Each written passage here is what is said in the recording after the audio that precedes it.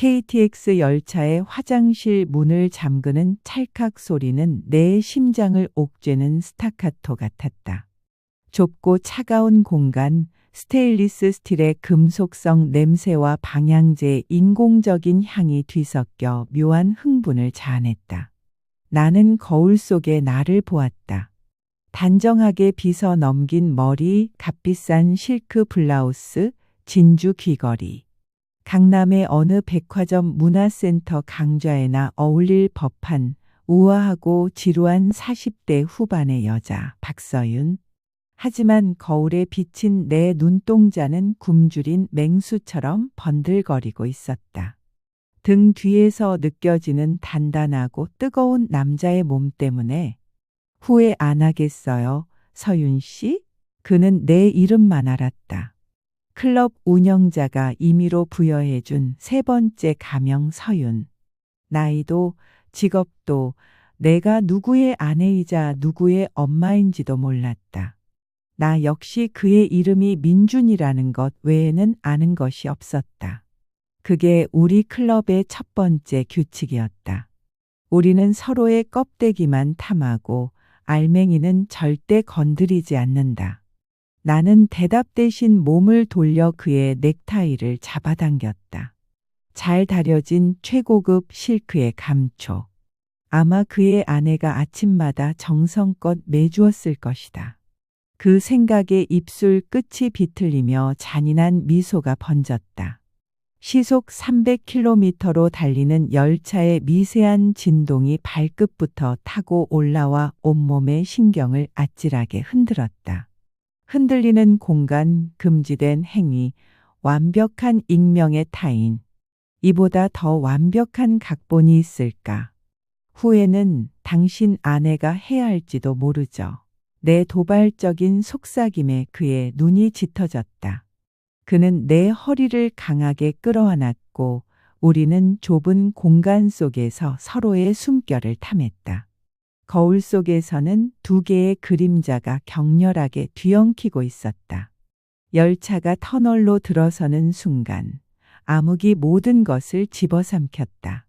창문도 없는 이 작은 공간은 오직 우리 두 사람만을 위한 우주가 되었다. 바깥에서 들려오는 규칙적인 열차의 소음은 우리의 거친 숨소리와 피부가 마찰하는 소리를 감춰주는 완벽한 배경음악이었다. 그의 손이 내 블라우스 단추를 하나씩 풀어내릴 때마다 나는 지난 25년간 겹겹이 나를 올가매던 껍질들이 한꺼풀씩 벗겨져 나가는 듯한 해방감을 느꼈다. 이건 단순한 정사가 아니었다. 이건 내 존재를 확인하는 가장 원초적이고 격렬한 의식이었다. 모든 것은 석 달 전 남편의 50번째 생일날 저녁 식사 자리에서 시작되었다.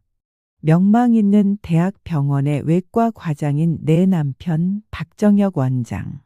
그는 집에서도 병원에서처럼 군림했다. 집은 그의 휴식처였고 나는 그 휴식처를 완벽하게 관리하는 가구이자 집사였다.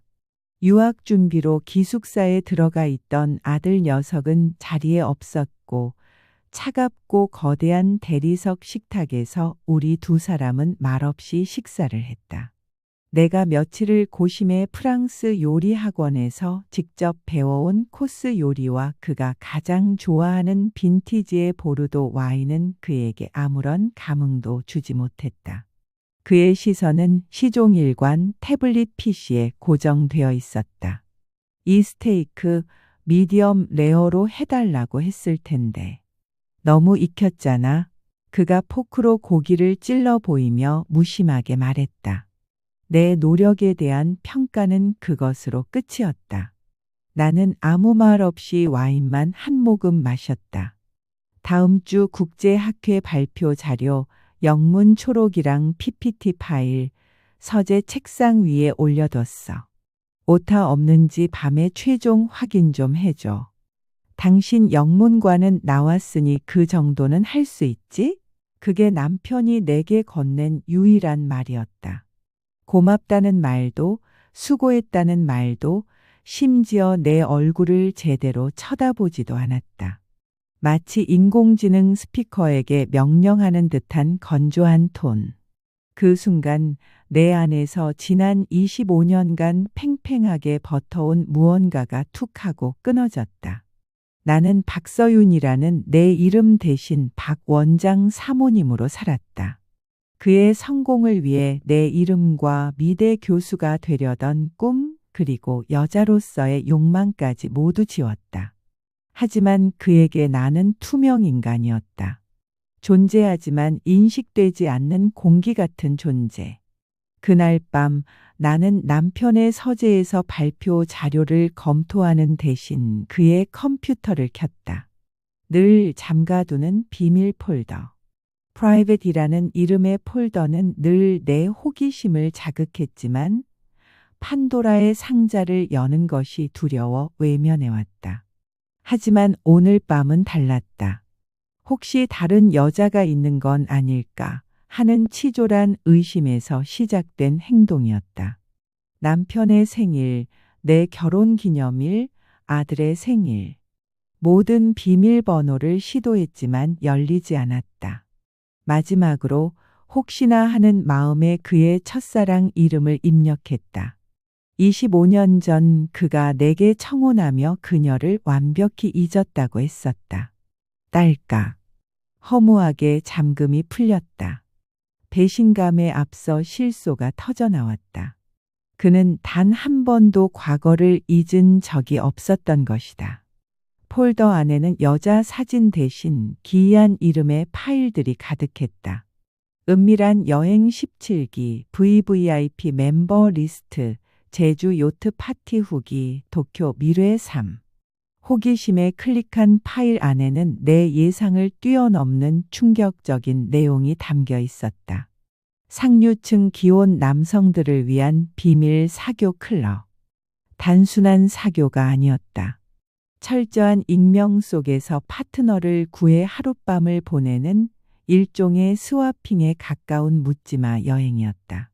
남성 회원들은 재력과 사회적 지위로 등급이 매겨지고 여성 회원들은 대부분 외모와 매너로 선발된 젊은 여성들로 모든 경비를 지원받는 대가로 그들의 유의 상대가 되어주고 있었다.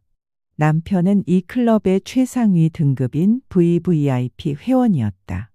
수많은 여행 사진 속에서 그는 내가 한 번도 본 적 없는 얼굴로 웃고 있었다.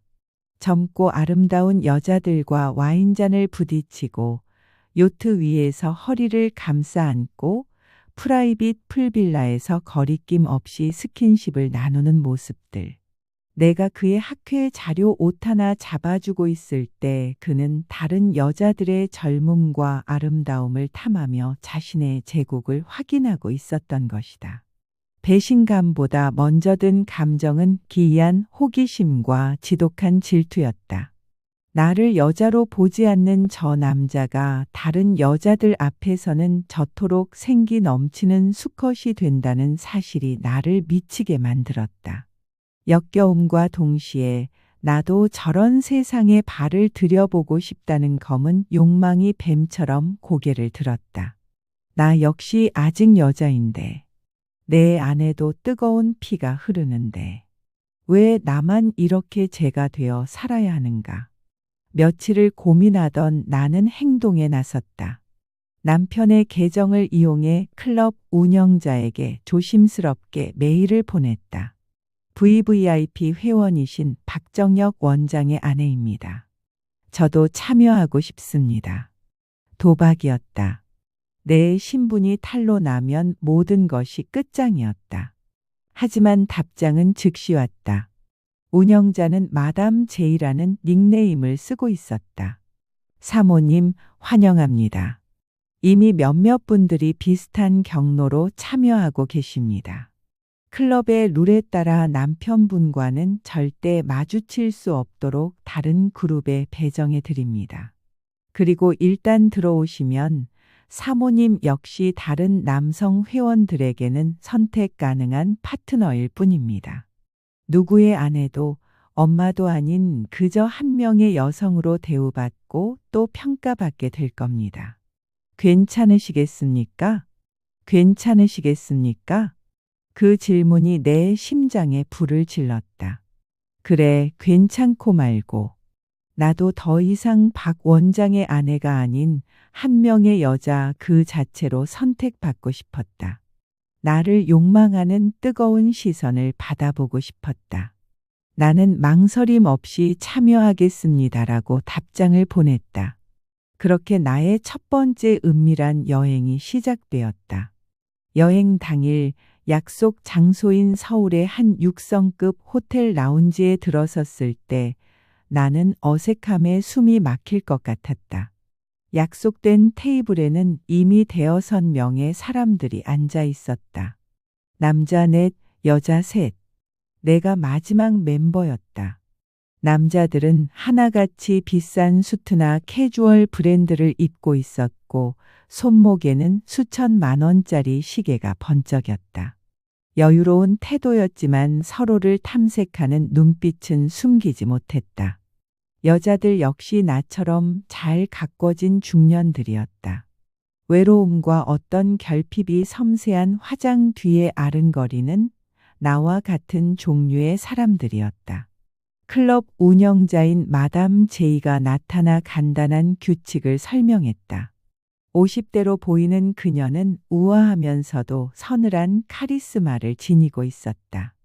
오늘부터 1박 2일간 우리는 서로의 진짜 이름을 부르지 않습니다. 제가 부여한 가명을 사용하세요. 사는 곳, 직업, 가족 이야기는 금물입니다. 오직 지금 이 순간의 감정과 쾌락에만 집중하세요. 모든 비용은 여기 남성분들이 부담하셨습니다.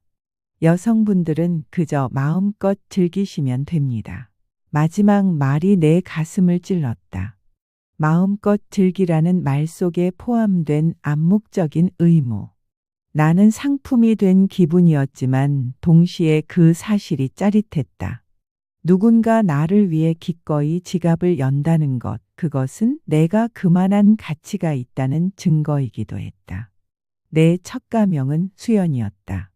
우리는 리무진 버스를 타고 강원도의 한 프라이빗 리조트로 향했다. 내 옆자리에는 첫인상이 가장 강렬했던 남자가 앉았다. 짙은 눈썹에 서늘한 눈매, 다부진 턱선을 가진 남자. 얼핏 봐도 40대 후반, 나보다 두세 살 많아 보였다. 그는 다른 남자들처럼 허세를 부리거나 여자들에게 가벼운 농담을 던지지도 않았다. 그저 창밖을 보며 와인을 마실 뿐이었다. 그의 침묵이 오히려 나를 끌어당겼다. 그의 가명은 지우라고 했다. 오늘 날씨가 여행하기에 딱 좋네요. 내가 먼저 말을 걸었다. 그는 나를 돌아보았다.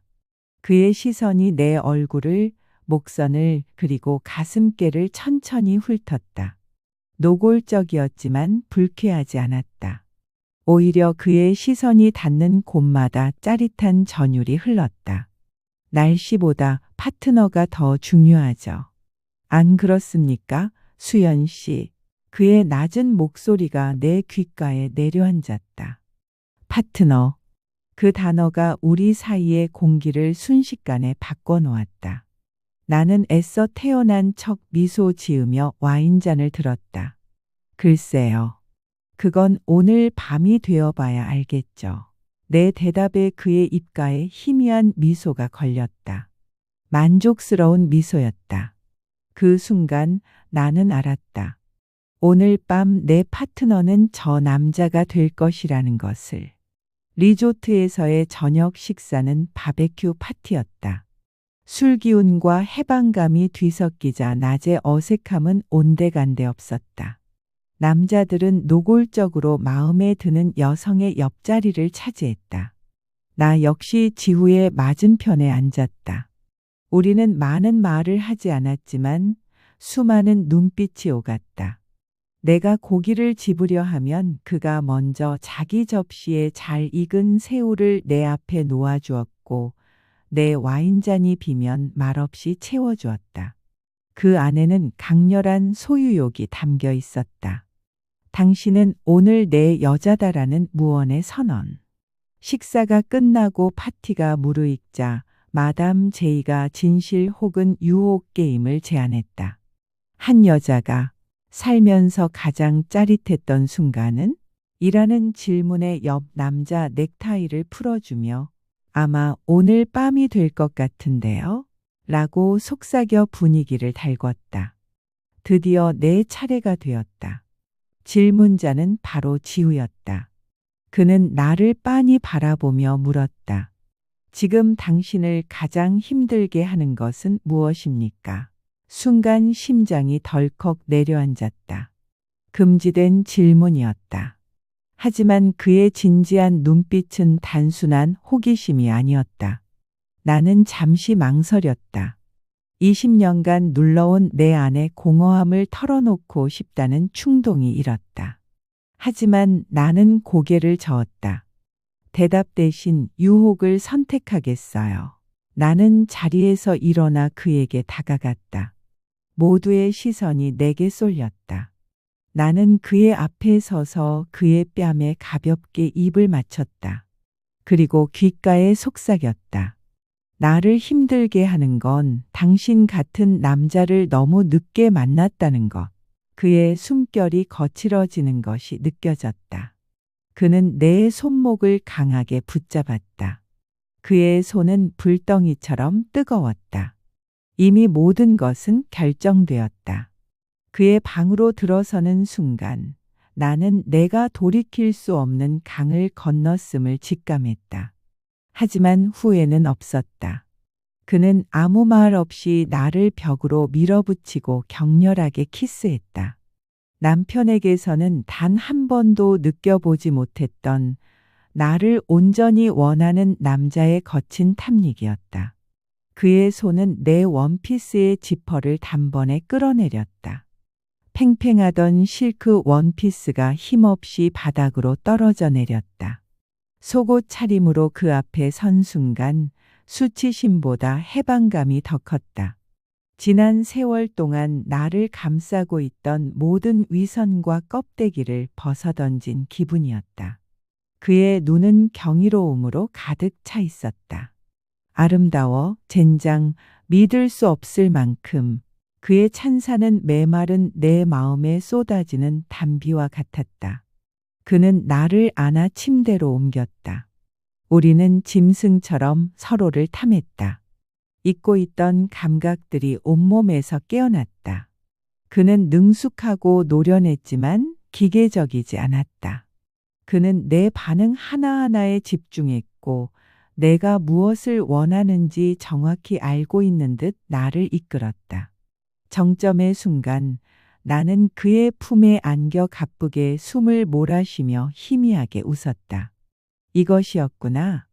내가 그토록 갈망했던 것.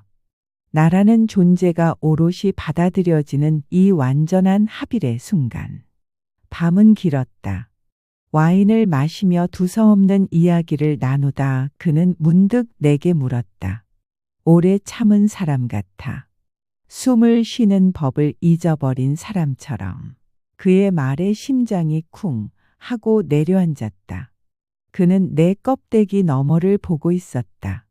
나는 애써 웃으며 대답했다. 글쎄, 숨 쉬게 해주는 사람을 못 만났나 보죠. 그는 내 머리카락을 쓸어 넘기며 나지막이 말했다. 그럼 오늘 밤 실컷 숨 쉬어요. 내가 옆에 있을 테니.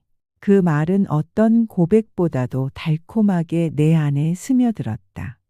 우리는 서로의 가장 깊은 곳을 어루만지고 위로했다. 이름도 모르는 타인에게서 받는 위로가 이토록 달콤할 수 있다니. 아이러니했다. 다음 날 아침, 잠에서 깼을 때 그는 이미 옷을 다 입고 나를 내려다보고 있었다. 어젯밤의 뜨거움은 간데없고 다시 서늘하고 무심한 표정으로 돌아와 있었다. 먼저 내려가겠습니다. 그게 전부였다. 그는 침대 옆 협탁에 하얀 봉투 하나를 올려놓고 미련 없이 방을 나갔다. 문이 닫히는 소리와 함께 방 안에는 정적과 공허함이 가득 찼다. 나는 한참 동안 천장만 바라보다가 천천히 몸을 일으켜 봉투를 집어들었다. 안에는 빳빳한 수표 몇 장이 들어 있었다. 어젯밤 나의 서비스에 대한 대가였다. 순간 역겨움이 치밀어 올랐지만 나는 곧 냉정을 되찾았다. 이것 또한 클럽의 규칙이었다. 나는 수표를 가방 깊숙이 쑤셔 넣었다. 슬프지도 화나지도 않았다. 그냥 모든 것이 현실로 느껴졌다. 아침 식사 자리에서 마주친 그는 나를 처음 보는 사람처럼 대했다. 어제 뜨거웠던 파트너는 오늘 아침엔 그저 같은 여행에 참여한 익명의 타인일 뿐이었다. 집에 돌아오니 모든 것이 그대로였다. 나를 가구처럼 여기는 남편과 텅 빈 집. 하지만 나는 더 이상 어제의 내가 아니었다. 내 안에는 누구도 알지 못하는 나만의 은밀한 각인이 새겨져 있었다. 거울 앞에 선 나는 목덜미에 남은 희미한 키스 자국을 손가락으로 쓸었다. 어젯밤 지우가 남긴 유일한 흔적. 나는 그것을 지우는 대신 화장으로 짙게 덮었다. 비밀은 더 깊고 짜릿해졌다. 한 달 뒤 나는 두 번째 여행에 참여했다. 혹시나 지우를 다시 만날 수 있을까 하는 헛된 기대를 품고, 하지만 그는 없었다. 대신 그 여행에서 나는 미연이라는 여자를 만났다. 그녀는 나보다 서너 살 많아 보였고 클럽의 베테랑이었다. 시니컬한 미소를 입가에 달고 있는 그녀는 내게 먼저 다가와 말을 걸었다. 처음은 아니신가 봐. 표정이 제법 여유롭네. 두 번째예요. 그래? 팁 하나 줄까? 절대 마음 주지 마. 여기 남자들 돈으로 하룻밤짜리 판타지를 사는 것뿐이야. 우리도 그 판타지의 일부가 되어주고 돈을 받는 거고 그 이상도 이하도 아니야. 저 남자들 자기 와이프한테는 세상 자상한 남편일걸? 우리한테 쓰는 돈도 다 아내 몰래 빼돌린 비자금일 거고. 그녀의 말은 냉소적이었지만 현실이었다.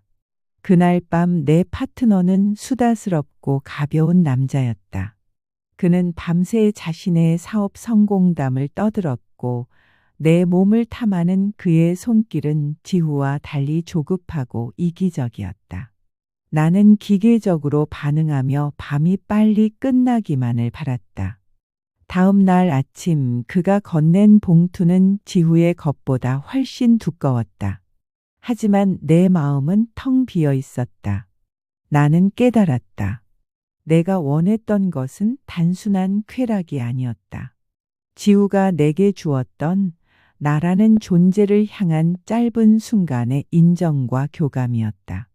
그 후로 나는 여행에 몇 번 더 참여했다. KTX 화장실에서 만났던 민준처럼 스릴을 즐기는 남자도 있었고 다정하게 내 이야기를 들어주는 남자도 있었다. 나는 점점 더 대담해졌고 가면을 쓰는 일에 능숙해졌다. 사모님의 우아함과 파트너의 요염함을 자유자재로 오갔다. 하지만 그 누구도 지우만큼 내 마음을 흔들지는 못했다. 그는 내 일탈의 시작점이자 닿을 수 없는 신기루 같은 존재로 남아 있었다. 그러던 어느 날 남편이 이상한 낌새를 눈치챘다. 당신, 요즘 분위기가 달라졌어. 쓰는 향수도 바뀌었고 밤에 잠꼬대도 하더군. 누구 이름 부르는 것 같던데. 그의 의심 어린 시선에 심장이 철렁했지만 나는 태연하게 웃어넘겼다. 무슨 소리예요? 드라마를 너무 많이 봤나 보죠. 피곤해서 그래요. 하지만 불안의 씨앗은 이미 뿌려졌다. 이 아슬아슬한 이중 생활이 언제까지 가능할까? 다섯 번째 여행. 부산으로 향하는 KTX 특실이 이번 여행의 시작점이었다. 나는 창밖을 보며 무료하게 앉아 있었다. 그때 누군가 내 옆자리에 앉았다. 익숙하면서도 심장을 뛰게 하는 낮은 목소리가 들렸다. 오랜만이네요. 수연 씨, 고개를 돌린 나는 숨을 멈췄다. 지우였다. 그는 예전과 똑같은 서늘한 눈매로 나를 보고 있었다. 이번엔 서윤이라는 이름이에요. 나는 겨우 목소리를 쥐어짰다. 서윤, 좋은 이름이네요. 그는 내게 민준이라는 가명을 썼다. 우리는 약속이라도 한 듯 다른 멤버들과 거리를 두고 우리만의 대화를 나눴다. 그리고 열차가 터널로 들어서는 순간 그는 내 손을 이끌고 화장실로 향했다. 프롤로그의 그 격렬한 순간은 그렇게 시작되었다. 그날 밤 부산의 호텔 스위트룸에서 우리는 첫날 밤보다 더 깊이 서로에게 빠져들었다. 그는 더 이상 아무것도 묻지 않았고 나 역시 그랬다. 우리는 그저 서로의 몸과 외로움을 탐했다. 하지만 이번에는 무언가 달랐다. 그의 눈빛에는 하룻밤 상대를 향한 욕망 이상의 것이 담겨 있었다. 슬픔, 연민, 그리고 지독한 갈망 같은 것. 다음 날 아침 그는 봉투를 건네는 대신 내 손을 잡았다. 이런 식으로 만나는 거 이제 그만하고 싶어. 규칙 위반이에요. 상관없어. 그의 돌발 행동에 나는 혼란스러웠다. 이 게임의 가장 중요한 규칙은 익명성이었다. 그것이 깨지는 순간 모든 것이 무너진다. 난 당신을 현실에서 만나고 싶어, 박서윤 씨. 그가 내 본명을 부르는 순간 온몸에 피가 얼어붙는 것 같았다. 당신 어떻게? 처음 당신을 봤을 때부터 알아봤어. 당신 남편 박정혁 원장, 내 대학 동기이자 내 아버지를 수술대에서 죽게 만든 사람이야. 의료사고였지만 그는 증거를 조작하고 빠져나갔지. 충격적인 진실 앞에 나는 아무 말도 할 수 없었다. 내 남편이 그의 원수라고. 그럼 지금까지의 모든 것은 복수하려고 접근한 건가요? 내 목소리가 가늘게 떨렸다. 처음엔 그랬어. 당신을 망가뜨려서 그 인간에게 똑같은 고통을 주려고. 하지만 당신을 알게 되면서 당신 눈 속의 외로움을 보면서 계획이 틀어지기 시작했어. 당신은 그놈의 아내이기 이전에 상처받은 한 여자였으니까. 그의 고백은 내 세계를 송두리째 뒤흔들었다. 내가 느꼈던 교감과 위로는 모두 계산된 복수극의 일부였단 말인가? 아니면 그의 말대로 진심이 섞여 있었던 걸까? 나는 그의 손을 뿌리치고 방을 뛰쳐나왔다. 서울로 돌아오는 내내 머릿속이 지옥이었다. 남편에 대한 배신감, 지우에 대한 원망과 미련, 그리고 나 자신에 대한 혐오가 뒤섞여 나를 질식시켰다. 그날 밤 집에 돌아오자 남편이 서재에서 나를 기다리고 있었다. 그의 손에는 내가 숨겨두었던 수표 몇 장이 들려 있었다. 내 가방을 뒤진 모양이었다. 이게 다 뭐야? 설명해봐, 박서윤. 그의 눈은 분노로 이글거리고 있었다. 박 원장 사모님이 아닌 내 이름이 그의 입에서 나온 것은 정말 오랜만이었다. 그 순간 내 휴대폰이 울렸다. 지우에게서 온 문자였다. 미안해. 하지만 모든 걸 되돌리고 싶어. 당신과 함께. 내일 2시 남산에서 기다릴게. 남편의 싸늘한 시선과 휴대폰 액정의 뜨거운 문자가 교차했다. 나는 선택의 기로에 섰다. 무너져 내린 위선의 성으로 돌아갈 것인가? 아니면 복수로 시작된 위험한 진심을 향해 나아갈 것인가? 나는 남편과 수표를 번갈아 보았다. 그리고 지난 25년간 단 한 번도 지어본 적 없는 차갑고도 요염한 미소를 지었다. 내 안에서 오랫동안 잠자던 용암이 마침내 터져 나올 준비를 마쳤다. 글쎄요, 원장님. 이건 당신이 평생 갚아도 못 갚을 내 위자료의 일부라고 해두죠. 내 대답에 남편의 얼굴이 경악으로 물들었다. 나는 그 얼굴을 뒤로 하고 내 방으로 걸어 들어갔다. 내일 나는 남산으로 갈 것이다. 그 끝이 천국이든 지옥이든 더 이상 박 원장 사모님의 껍데기 속에서 살지는 않을 테니까. 나는 비로소 나 박서윤의 인생을 시작할 참이었다. 이야기가 재미있으셨나요? 댓글과 구독, 좋아요로 응원해 주세요. 더 좋은 영상으로 찾아뵙겠습니다. 감사합니다.